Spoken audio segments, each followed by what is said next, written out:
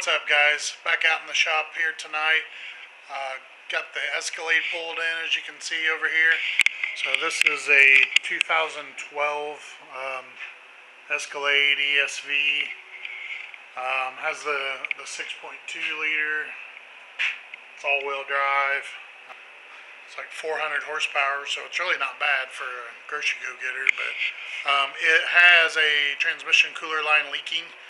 I don't know if we can see, maybe down here.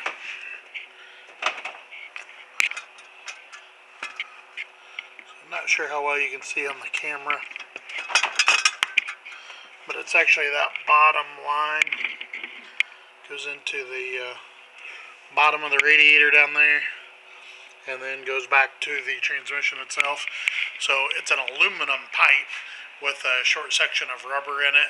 It's leaking from where the rubber is crimped onto the aluminum. So instead of spending $110 or whatever on a whole new line assembly, what I'm going to attempt to do is to take that off and cut the crimps, cut the rubber off of it, and then just replace it with some of this TOC hose, they call it, which means transmission oil cooler, 3/8. So what we're going to do is cut the rubber part, and then the part that goes up to the radiator, then we can take that short piece off and then cut the crimp on it and see what we got to work with under there. What we'll probably end up doing is go ahead and flare the end of that pipe, slide the rubber hose over it, put a couple clamps on it, and then we'll have to do the same thing to the other end while it's still in the vehicle. So hopefully that's not too much of a pain, but yeah, so let's jump into it. You can see the drip of fluid hanging off the bottom of that line. I believe it's actually leaking up there at the other crimp. Those crimp fittings have like a hole in the side of them. It'll leak out of there. I'll show that once we get it off. So I'm going to cut that rubber line and then get it loose from the radiator and take it to the bench and try to get the crimps off. Alright guys, so I got the line off. This is a part that clipped into the radiator. And then right here at this crimp fitting is where it's actually leaking. So you can see that hole right there. Get it to focus. So that hole is where it typically leaks from. And then from there it propagates around. When it's sitting in the vehicle, this is vertical. So when it comes out of that hole, then it just runs down and drips back and makes a big mess. So what I'm going to try to do is cut across this actual crimp and see if I can get it loose. And then I'm expecting underneath of there, there's going to be kind of a flare like this. So if there's one already existing under there, I'll just slide my new hose over and go ahead and put a clamp on it there if there's a flare underneath there.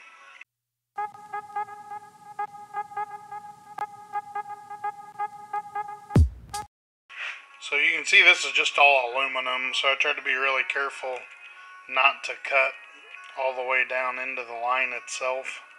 Just cut that crimp. So I'm going to try to take some pliers and pry that off.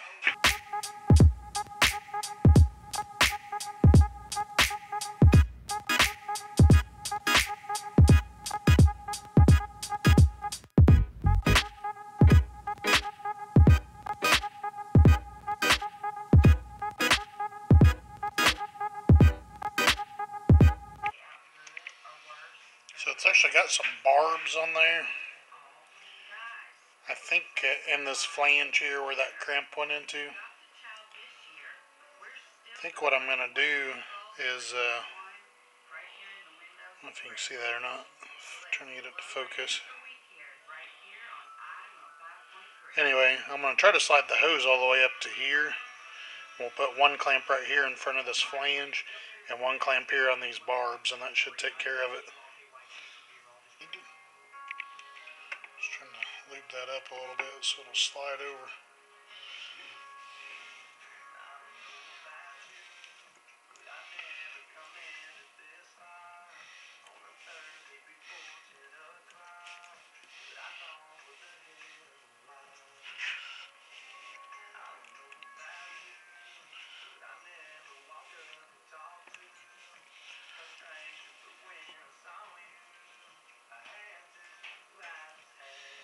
So I was able to get that slid over. So we're just going to go ahead and put a couple clamps on, one here and one here. Tighten them down and we should be good on this end. And then what we'll have to do is repeat the same process on the end that's still in the truck, which is probably going to be a pain in the butt, but we'll get through it. Alright, so that's what I ended up with. That should hold. This line pressure on this transmission should only be like 5 to 30 psi or something, so it shouldn't take a heck of a lot to hold that in. Alright, so you can see there I got the line put back on. Just got it hanging down here for now. So what I got to do now is go ahead and cut this other side.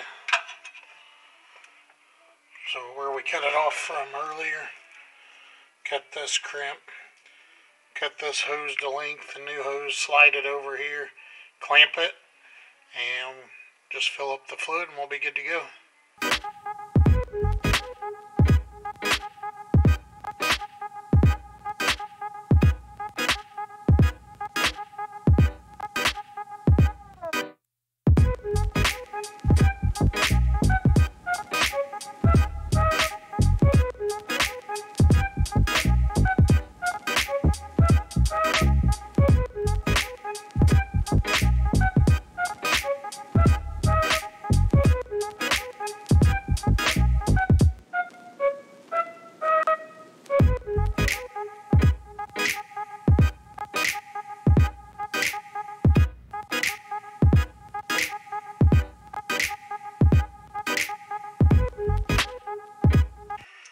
So I don't see any possible way, as hard as it was to push that line over that flange, that I'm going to be able to do it here in the truck. So I'm just going to put these clamps both right on the end of this pipe on the part where it's barbed, and they should both catch, and I think we should be good to go. It feels like I'm good there. Feels like the barbed part of the pipe's just barely past the second clamp, so that should do it. We just got to go up top, and I'm going to start it up and check the fluid, top it off if needed. Other than that, we're done. Well, we got more bad news, unfortunately. Shit! So this little clip was across here, holding those two lines together. It's held water in it and caused this top line to rust. The bottom one is some too, but the top one's worse. Anyway, I started it up and it's pretty steady drip coming out of this top line right here. So I'm just debating now, is it worth my time to try to cut it back in here and put another piece of rubber on it? Or should I just give up at this point and buy the new line assembly and put it on? I would say that's probably the way I'm leaning towards, because I don't know how far back up that way it's rusted, and there's just really not a lot of room back in here to get to anything. So unfortunately, probably gonna have to go ahead and bite the bullet and buy the new set of lines and put them on. Alright guys, as you can see, this is escalated quickly. The cooler lines that I have to replace run up to this auxiliary cooler, which is conveniently behind the grill, which is conveniently attached to the front bumper. So I had to pull the whole front bumper off to get to it. So got that off. I'm going to get the line ordered. We'll take it loose from the bottom of the cooler. And then it's actually a pair of lines that runs all the way back to the transmission, so I'm sure we'll have some good fun fishing it through there too. What's up guys, so it's the next day, we're back out here in the shop. So just to summarize, the repair that I did on the transcooler line was effective, so that method that I showed is a good way to fix if that crimp is where it's leaking from. Ours was leaking from there, so we fixed that, but unfortunately the line itself was also rusted through. So I went ahead and pulled the whole front bumper and grill off of the truck. We had to do that to get to this auxiliary cooler. So the lines that we're going to replace, one of them goes from the auxiliary cooler to the transmission. The other one comes from the transmission back up to that lower part of the radiator on the line that we repaired. So we got this whole big line assembly here. It's like, I don't know, 5 feet long or something like that. So we're going to get under there and get that off, put the new one on, and top it off with fluid. And hopefully that'll take care of this for a while. And we'll be able to move on to other things in our next videos. Alright guys, so we got the old one out. Right in here was the bad spot. So right in here this was rusted. And somewhere up in here it rusted all the way through to where there's like a pinhole in it. That's where all the fluid was coming from, so got to replace this whole assembly, unfortunately, because there just wasn't enough good pipe here to get back on it enough to put a piece of hose in, because this is all up under the engine too, and there's not much room. So we got the new line here. I'm just going to go ahead and start getting it in.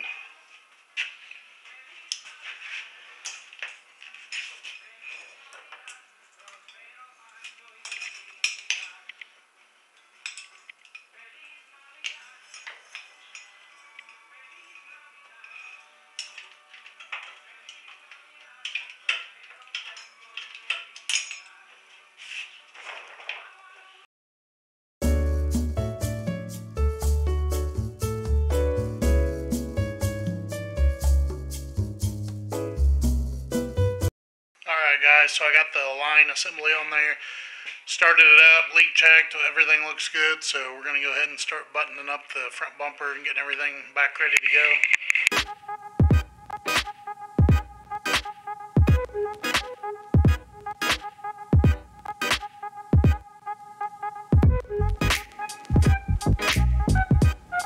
I just remembered too that I also have these purple LED fog lights for this thing that I never did put on because they were hard to get to, so super easy to get to right now. I'm going to go ahead and stick them in there.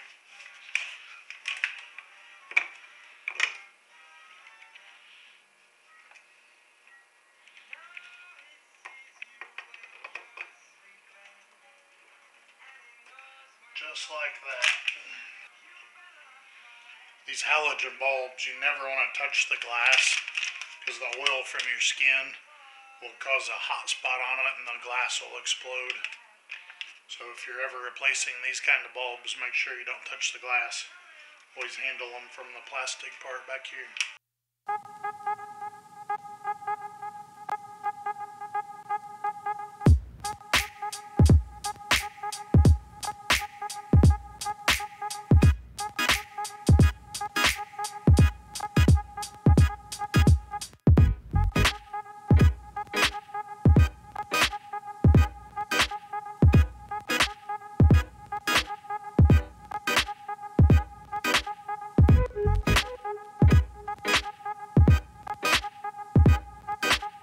Thanks for watching the video, guys. I was putting the clips together and realized I didn't do an outro again, so I wanted to throw something in real quick just to say thank you for watching. I appreciate it. I know this was different than what we normally do. We normally have the content on the STI and the Honda, but I work on a lot more than just that, so I just wanted to put something together just to show something else that we do. Let me know, drop me a comment, let me know if you liked it or not. Let me know if you'd like to see more of this in the future. And please subscribe and follow along. I'd really appreciate that. So thank you for watching, and I'll see you on the next one.